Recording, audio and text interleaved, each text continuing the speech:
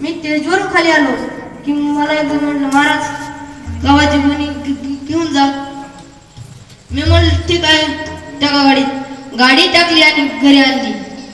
मी म्हणलं काका तेवढी उचलून घरात टाका. काका बी असे खापक्याची कापके असे वजनदार होते म्हणतात की लईच. तसंच आमच्या आळंदीत एक जणाच्या घरी चोर आले आणि चोर बी अशा घरी घुसले की तिथे वय 1.5 क्विंटलाची होती. 1.5 क्विंटलाच्या बाईच्या घरी चोर आले आणि बाईने जी चोर धरला खाली टाकला आणि वरती बसली. त्या पोराला म्हणले पप्प्या जाय बाहेर आणि पोलिसांना बोलणं. पप्प्या बाहेर गेला. म्हणला मम्मी अय मम्मी चप्पल सापडत नाही.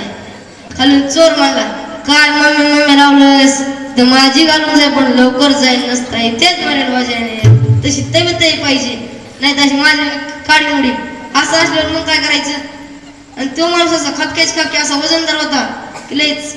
मी म्हटलं एवढी कोणी उचलून घरात टाका आणि एक हाताने टाकायला लागली ना. मी सहज बोलू त्यांना म्हणलं काका काय तब्येत आहे राव तुमची. ते म्हटले यासाठी घरचं खावं लागत असतं. बाहेरचं खाता हो आम्ही बी कुणाच्या गाव आहे ना घरचं खाता ना. तसं काका इथून इतक्यात गेले नसते की नालीत पाय खाली पडले. खाली ते पडले आणि वरती कोणी पडली. मला म्हणू लागले पुन्हा महाराज उचला महाराज उचला. मी म्हणलं यासाठी बाहेरच खावं लागत असतं तेव्हा उचलत असतं.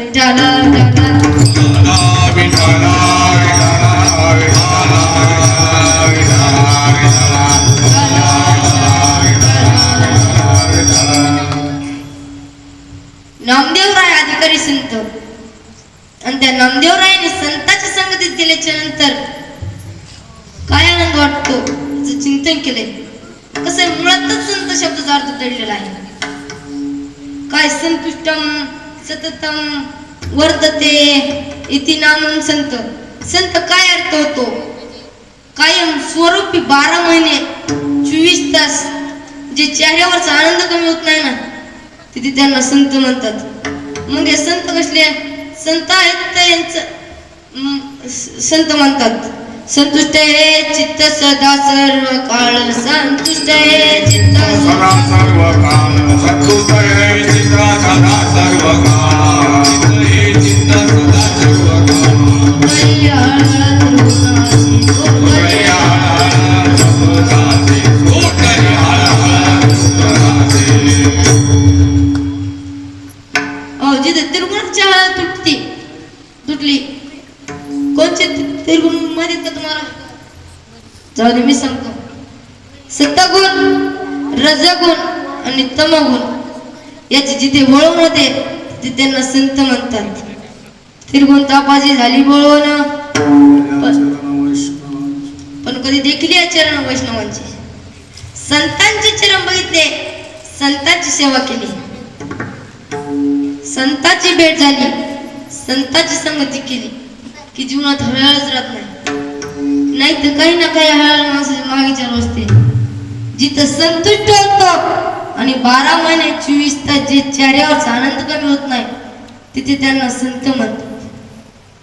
मग हे संत कसले संत आहेत तर यांचं वर्णन करत असताना अधिकारी संत आहेत.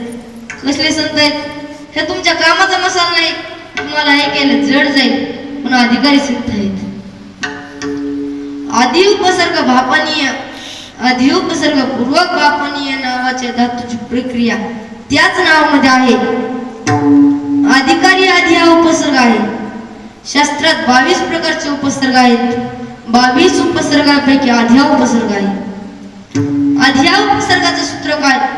आधी हा उपसर्गाचं सूत्र आहे स्वदेशे सुनसत्वे सती उत्तर उत्तरवत जनत्वम्राचा मराठी अर्थ असा होतो स्वतःसाठी जे शून्य आहे आणि स्वदेशी सुनसत्वे सती म्हणजे स्वतःसाठी जे शून्य आहे.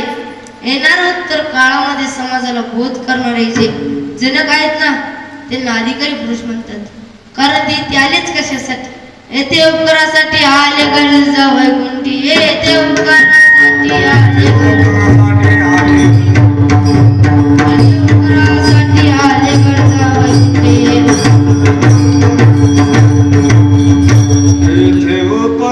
उपकारासाठी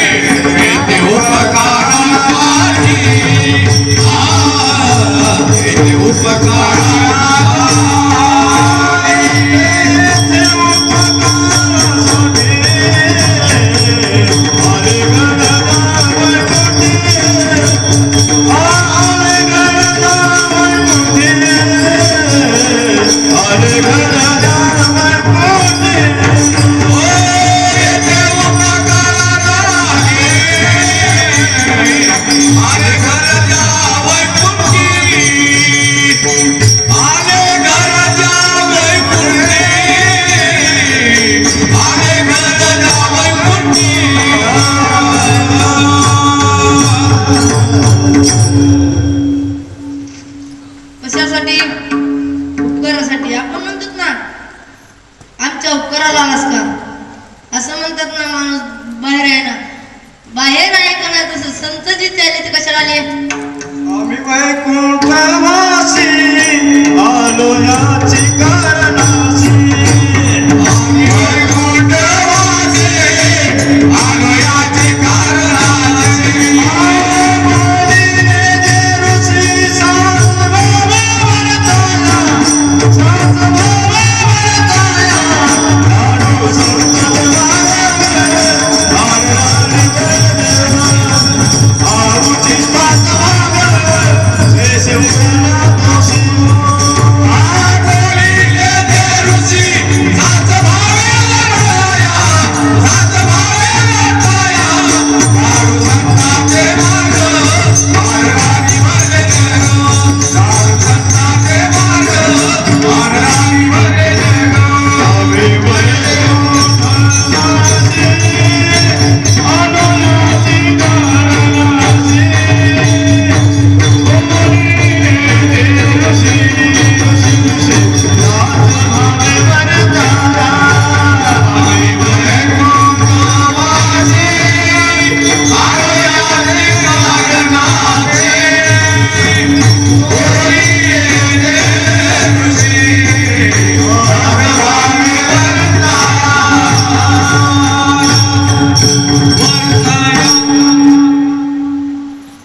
कुठले आम्ही, आपण कुठले?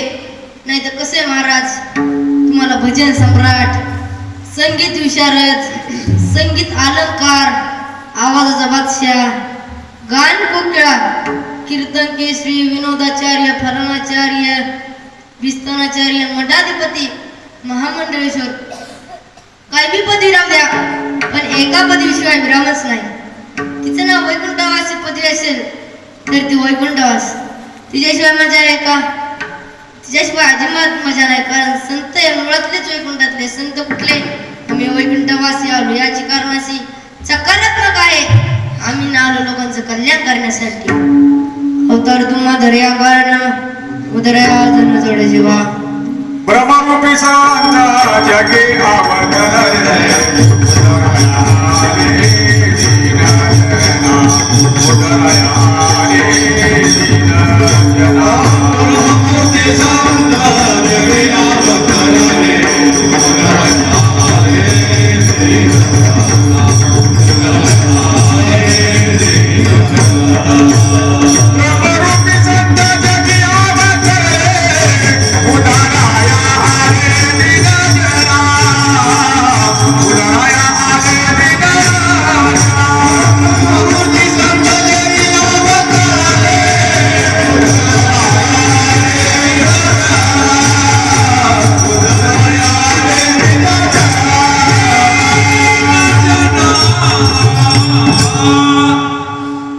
जड जीवाचा उद्धार करण्यासाठी संत आले. कोणते संत? संत ज्ञानोबराय असतील, तुकोबाराय असतील, संत नामदेवराय असतील. महाराष्ट्रातले जेवढे संत झाले तेवढे संत लोकांच्या कल्याण करता आले. जगाच्या कल्याण संताच्या भूती, देह कष्टवीती पर उपकारे, देह कष्टवीती पर उपकारे.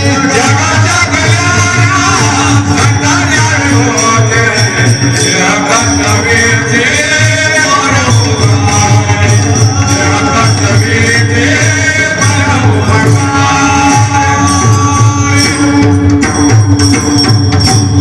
वा क्या बात आहे. असले वादक असल्यावर आमचं काय काम येतं?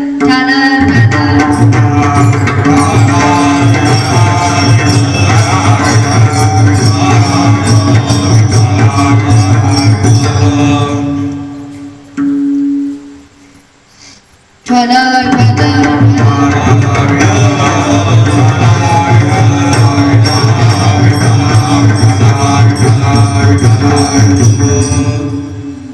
ज्ञानोबा म्हणतात तेथे प्राप्तार्थ जरी झाली निष्कामता पावली तयारी करत हे शिवली लोका लागे. ज्यांचं जीवन लोकांसाठी आहे जगल्या लोकांसाठी त्यांना संत म्हणतात. नीट ऐका, अजून एक वाक्य सांगतो, सगळ्यांना माझ्याकडे लक्ष द्या. कळण्यासाठी लक्ष द्यावं लागते, नाही तर आलं जसं तसं गेलं. त्याच्यामुळे लक्ष द्यायचं, नीट बसायचं, झोपायचं नाही. कोणी कीर्तनात झोपायचं असतं ते तर काय राहिलं असतं. मला दुसऱ्यासाठी जगतात त्यांना अधिकारी म्हणतात. अहो, दुसऱ्यासाठी जगतात त्यांना अधिकारी म्हणतात आणि जे स्वतःसाठी जगतात त्यांना भ्रष्टाचारी म्हणतात. आणि स्वतःसाठी जगतात त्यांना काय म्हणतात? भ्रष्टाचारी. लक्षात आलं का? संत दुसऱ्यासाठी जगले म्हणून अधिकारी संत आहेत आणि दुसरे लोक स्वतःसाठी जगतात म्हणून भ्रष्टाचारी आहेत. तसेच संत बीड जिल्ह्यामध्ये संत भगवान बाबा नावाचे फार मोठे साधू होऊन गेले. फार मोठे साधू. त्यांचा मूळचा बीड जिल्हा सावरगाव नावाचं गाव आणि त्या सावरगाव नावाच्या गावामध्ये पाटोदा तालुक्यात त्यांचा जन्म झाला. कौतुका माता आणि कुबाजी पाटील यांच्या पोटी त्यांचा जन्म झाला. साधू असे वजनदार होते की नारायण नावाचा एक मूळ गादी बीड जिल्हा, त्या गादीवर बाबांचं वास्तव्य होतं. मंथ मठाधिपती काय कमी जास्त झालं त्या काळामध्ये आपल्याला माहिती नाही, पण काही पण कमी जास्त थोडंफार कुठे व्हायचं की बाबांना गडावून खाली काढून दिले. आपल्यावर आळ आला, लोकांनी आपल्याला नाव ठेवले. काय होतंय, एखाद्या वेळेला एखादा माणूस कधीच कुठंच आणि कोणत्या चुकीत सापडत नाही, अशा माणसाला लोक बदनाम करतात. अशा माणसाला बदनाम केलं जातं. मग काहीतरी षडयंत्र रचतात. तसंच षडयंत्र भगवान बाबा प्रति लोकांनी रचले, परंतु बाबा काय जरी केलं तरी लोकांवरची श्रद्धा बाबांची कमी होत नव्हती. श्रद्धा कमी करण्यासाठी षडयंत्र होतं. मग त्या 4-2 चुकार लोकांनी, नालायक लोकांनी बाबा ज्या ठिकाणी झोपायचे त्या ठिकाणी उशाला साडी आणि चोळी आणून ठेवली आणि हेच लोक गेले सकाळी बाबांना जेवारी घालण्यासाठी गेले. जहारी बाबा उठले का म्हणले आणि रगीची घडी घालू लागले. रगीची घडी घालत असताना त्यांना साडी आणि चोळी दिसली. ते म्हणले, अरे रे रे रे रे रे, साधू तो डुप्लिकेट साधू निघाला. ऐकायला लक्ष देऊन मग बाबांवर आरोप घेण्यात आला. बाबांना गडावून खाली काढून दिले. पक्कल डोह नावाचा एक डोह आहे, त्या ठिकाणी जाऊन बाबांनी स्वतःच्या इंद्रियाचा छेद केला की ज्या इंद्रियामुळे आपल्यावर आरोप आला असेल त्या इंद्रियाचा बाबांनी छेद केला. साधवजन असं होतं की नारायणगड नावाचं एक मूळ गादी बीड जिल्हा, त्या गादीवर बाबांचं वास्तव्य होतं आणि जिथे इंद्रियाचा छेद केला आणि रक्त सांडलं ना, तुळशी उगवाल्या रक्त काढिले तुळशी उगवाल्या रक्त काढिले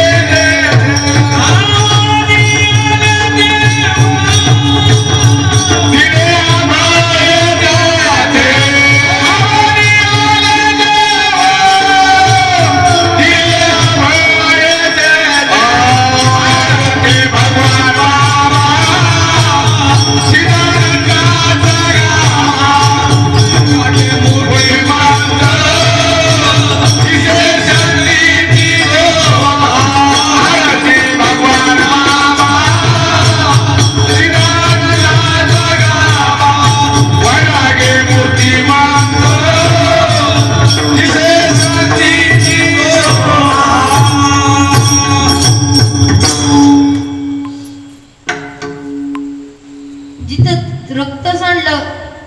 तिथं तुळशी उगवल्या. आज बी बांधायला मिळतो, तिथं सप्ताह होतो. याचा अर्थ काय? याचा अर्थ एकच आहे, संत जे जगले नेहमी दुसऱ्यासाठी आणि दुसऱ्यासाठी जगतात त्यांना अधिकारी म्हणतात. आपला मुद्दा अधिकारी कसा होता? अधिकारी खरं सांगू, ज्ञानोबरांचा जेवढा अधिकार आहे ना, तुलना करता येणार नाही. पण भगवान बाबा म्हणजे साक्षात माऊली अवतार, आणि वामन भाऊ तर तुम्हाला माहिती नाहीत. संत वामन भाऊ बद्दल माहित आहे, संत भगवान बाबा बद्दल माहित आहे, पण वामन भाऊ बद्दल माहित नाही. वामन भाऊ म्हणजे अशा वजनदार अशा आणि असा पांढरा फेटा, आणि भगवान बाबांचं कीर्तन असलं की लोक पुढून जागा धरायचे, आणि वामन भाऊंचं कीर्तन असलं की लोक मागून जागा धरायचे. एवढा अधिकार होता.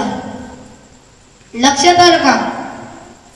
संत वामन भाऊंचा नारळी सप्ताह मनोर टाकलेला होता. नारळी सप्ताहाचा मंडप लावत असताना मंडपाची पट्टी एका दुकानासमोर गेली. दुकानदार त्या मंडपाला आडवा आला. दुकानदार म्हणाला, हे मंडप बाजूला काढ, आम्हाला जायला रस्ता सोड. तो मंडपाला भाऊकडे गेला. म्हणला, भाऊ, ते दुकानदार मंडप लावू नको मानलाय. भाऊ एकच म्हणले, आपला मंडप बाजूला काढ, त्याला जायला रस्ता सोड. एवढा अधिकार वामन भाऊंचा आहे. तुका म्हणे खरे झाले गवरे संतांच्या. संत बोलले की बोलले, शब्द गेला की गेला, पुन्हा माघारी शब्द घेत नव्हते, कारण अधिकारी संत आहेत. एक जणाची जमीन पिकत नव्हती. तो वामन भाऊकडे गेला. म्हणला, भाऊ, जमीनच पिकत नाही. भाऊ म्हणले, काय पेरायचं? भाऊ, ज्वारी, पण ज्वारी येतच नाही. भाऊ म्हणले, तुला जमीन किती आहे? म्हणलं, 2 एकर. 2 एकर मध्ये एकच पोते ज्वारी होती. भाऊ सहज बोलून गेले, सहज तुला 100 पोते ज्वारी होईल. 100 पोते ज्वारी होईल म्हणले. मग मला का देशील?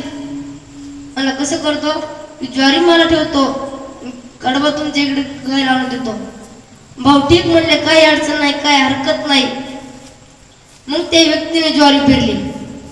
मला 100 नाही, 101 पोते ज्वारी झाली. शब्द कोणाचा होता? वामन भाऊंचा शब्द होता. महाराज, माघारी नाही, एवढा अधिकार वामन भाऊंचा आहे. पण कसं आहे, पुन्हा माणसाच्या ध्यानात राहत नाही. तो वजनात गेला, गावा एवढी कडब्याची गंज लावली. आणि मग वामन भाऊने एक माणूस पाठवला. म्हणले, जारे सांगू नये तेवढा कडबा गडावर आणून टाका, आणून टाका सांग. तो म्हणला की वामन भाऊने गडावर पाठवले आहे आणि कडबा गणिनात गडावर आणून टाकायला सांगितलंय. तो माणूस म्हणला, हा, हे खरं म्हणला. कष्ट आम्ही करायचं आणि कडबा तुम्हाला द्यायचा. मला तुमच्या बापाची पेंड आहे का? अरे बदलला कधी माणूस. मला देणार आहेस का? दे, नसता सांग मला भावना निरोप द्यायचा. की तो म्हणला देणार नाही, जा तिकडं. ती गडावर गेला. वामन भाऊला म्हणला, भाऊ, तो देत नाही. भाऊ म्हणले, नाही देऊ ती, जाऊ ती, जाईल त्याच जवळ. असं म्हणणं आग लागणं. आता एखाद्या महाराजांना म्हणा बरं, जळण असं खालून असं वर असं पेटून सुटला. एवढा अधिकार आपल्या आधी उपसर्गासाठी चालू आहे. अधिपुरुष तुमच्या माझ्यासारखे सामान्य नाही. अधिकार म्हणजे वजनदार, आणि असला अधिकार वामन भाऊंचा आहे. आणि त्यांच्या जोडीचे भगवान बाबा बी काय बोलू लागले, त्याचं एक कारण, ते जगले नेहमी दुसऱ्यासाठी, आणि दुसऱ्यासाठी जे जगतात त्यांना संत म्हणतात. संत शब्द हा एकटा शब्द नाही, त्याला दुसरा शब्द आहे साधू. कोणता शब्द? नुसते संत म्हणत नाहीत, नुसते साधू म्हणत नाहीत. तुकोबाराने पण वर्णन केलं आहे. आता तुम्ही कृपावंत साधू संत जीवलग. आता तुम्ही कृपावंत साधू आता तुम्ही कृपावंत साधू संत जीवन गोवटे ते करा माझे. पारवणे तुम्हासी. आता तुम्ही जादू करता जीवन गोवटे ते करा माझे. पारवणे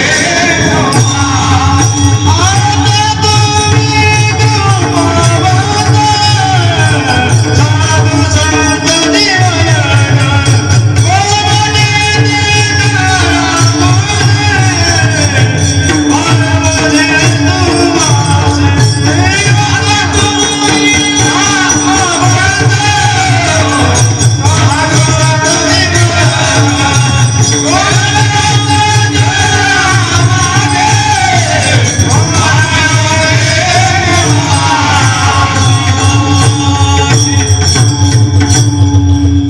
त्या वाचे वाजवायला काय नाव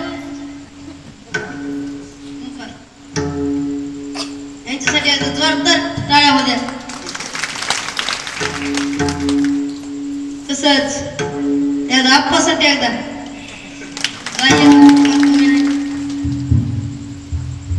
सिस्टीम साठी आला आपल्या जोरदार टाळ्याचा आवाज आहे नाही. झालं झालं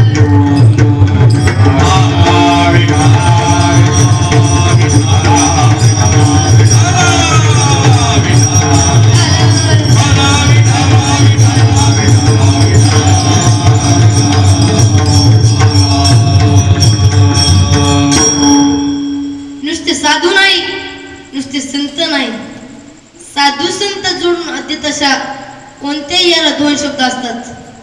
जसं पकवाज बिकवाज, पाणी बिणी, टाळबीळ, गायक बियक. तुम्हाला हसू येत असं आहेत तसं नुसते त्यांना अधिकारी म्हणतात. ठल ठल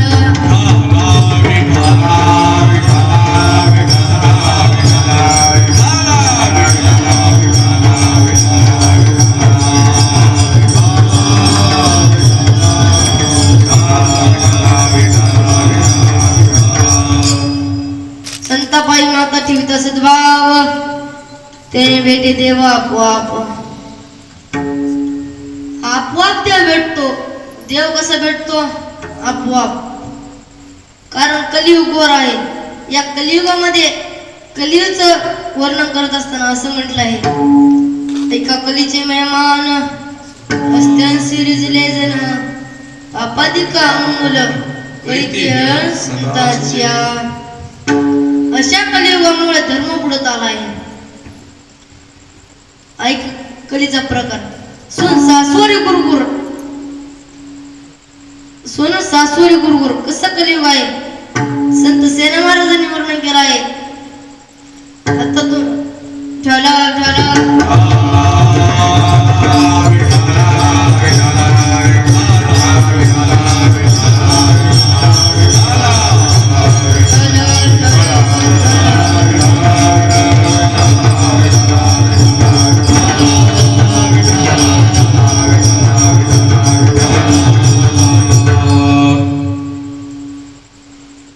ऐका कलीचा प्रकार. सुन सासुरी गुरगुर कसं कलियुग आहे. घरातील सासू काय म्हटली की नुसती सून गुरगुर करीत राहते. सासूचं काय ऐकत नाही. मुलं ऐकत नाहीत व्हायचं. आईचं ऐकत नाहीत, वडिलांचं ऐकत नाहीत. आई जर म्हटली बाळू इकडे, मुलगा म्हणतो ऐकलं नाही वा. आणि बायको नुसती म्हणली अहो लगेच म्हणतो आलोच.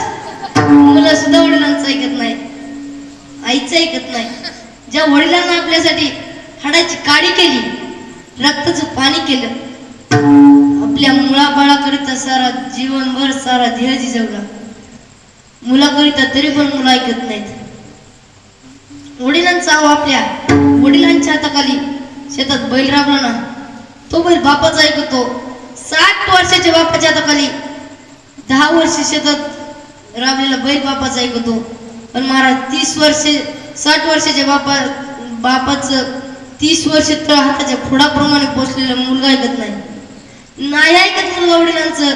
म्हणून सेना महाराजांनी वर्णन केलं आहे, मुलं नाही कधी वडिलांचे होती दास बायकांचे. आणि त्याच्या मुलाला 10 दिवसापूर्वी आलेल्या बायकोनं हाक मारू द्या. अहो एकदा का चालू केलेली गाडी बंद करतो आणि म्हणतो काय म्हणतेस. यालाच सेना महाराज म्हणतात, असं घोर कलियुग आहे माय बाप. या कलियुगामध्ये बैमान दुनिया आली आहे. आई रे बैमान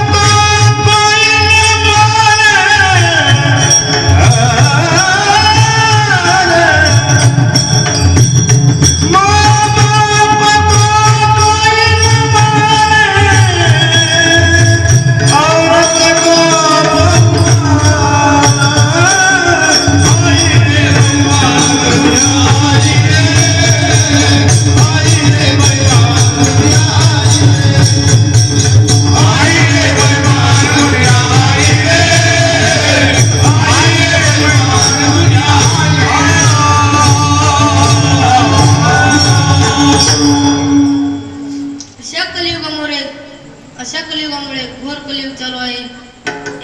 याच्यामध्ये बैमान दुनिया आली आहे. बैमान दुनिया आली आहे. कसं आहे असंच आहे ना. चांगल्याला किंमत आहे का बोला. चांगल्याला किंमत राहिली का.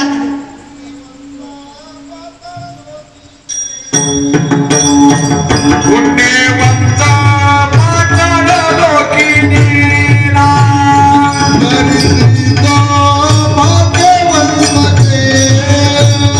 दारिद्र्य भाग्यवंत गेला.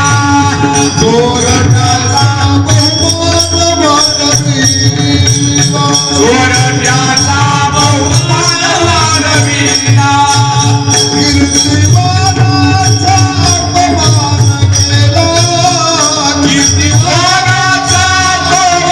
केला.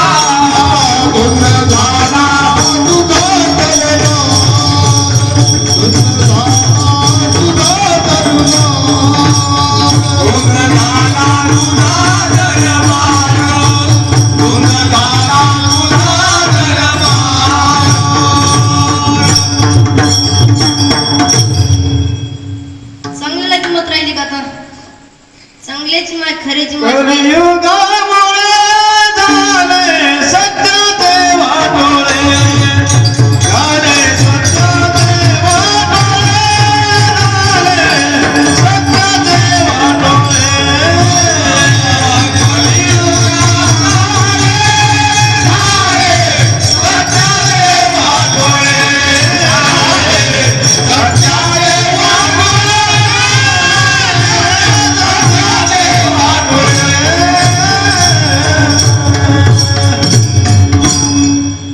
काल माझ्या मित्राला त्याच्या सासऱ्याचा फोन आला.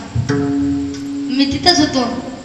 सासरा म्हणला जावा बापू 2-3 दिवस सवड काढा. माझा मित्र म्हणला कावा जावा सासरे बुवा. सासरा म्हणला आपल्याला पोराला पोरगी बघायची या. निर्णय घ्यायला तुम्ही पाहिजेत. माझा मित्र म्हणला मामा माझाच निर्णय चुकलेला आहे. तुमचं तुम्ही बघा कसं करायचं. आता काय करायचं. काळच असा निघाला आहे, जमाना तसा निघाला आहे, तर काय करावं.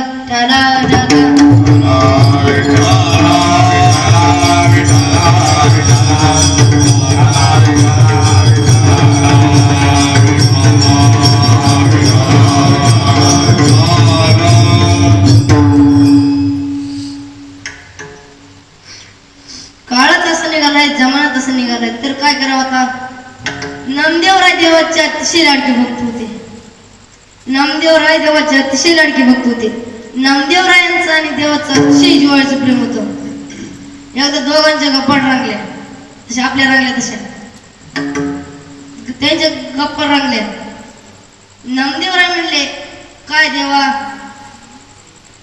नामदेवराय म्हटले, काय देवा, आता आपलं ठर. नामदेवराय म्हणतात की देवा तुझ्याशिवाय मला करमत नाही. नामदेवराय असं म्हटल्याबरोबर देवाचे डोळे पाण्याने डबडबले आणि नामा म्हणले आणि नामदेवरायनं मिठी मारली. नामदेवरायनं मिठी मारली की मग देव म्हणले, नामा मला सुद्धा तुझ्याशिवाय करमत नाही. मग नामदेवराय म्हटले, मला बी तुझ्याशिवाय करमत नाही देवा. असं म्हणल्याच्या बरोबर